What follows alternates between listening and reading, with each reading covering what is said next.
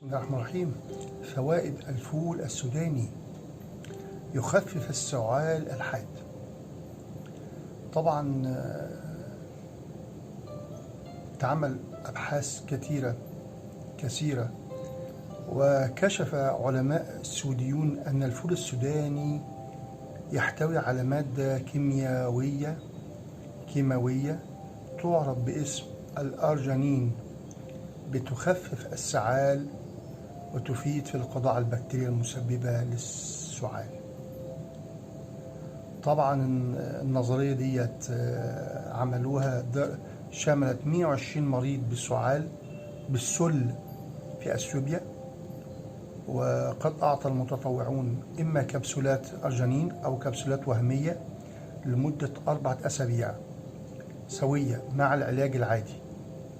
وقد استجاب المرضى الذين تلقوا الأرجينين أسرع للعلاج مقارنة بأقرانهم الذين لم يتعاطوه. يعني جابوا شوية ناس اللي هم ال 120 ادوهم جزء منهم، أو ال 120 ادوهم الأرجينين اللي هو الكبسولات ديت اللي هي خلاصة من السوداني، والتانيين ادوهم كبسولات، برضو قالوا لهم كبسولات الهومية دي، لكن هي وهمية ما فيهاش أي حاجة خالص، يعني ما بتفيدش الجسم بأي حاجة لمدة 4 أسابيع.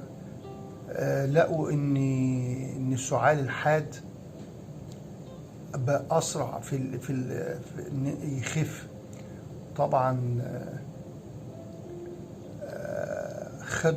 حللوا الناس دي اللي هي ادوا الحالات الوهمية، والناس التانية اللي هم ادوهم فول سوداني لقوا ان هم بيخفوا بسرعة، ودول ما خفوش. وبرضو جرت الابحاث على الفول السوداني، قال ان هو بيقلل مستويات الكوليسترول الكلي في الدم عشان احتوائه مادة اسمها ريزفيراتول، اللي هي اثبتت فعاليتها في المحافظة على سلامة القلب من الامراض، مما يجعله احد انواع الاطعمة المفيدة التي تسهم في خفض معدلات الإصابة بالأمراض القلبية. وأيضا تناول الفول السوداني يرجع بصورة رئيسية فيتامين إي المتوفر فيه، وليس إلى مادة اللي احنا قلناها قبل كده، وذلك بسبب صعوبة الكشف عن هذه المادة في دم هؤلاء الأشخاص. السلام عليكم ورحمة الله.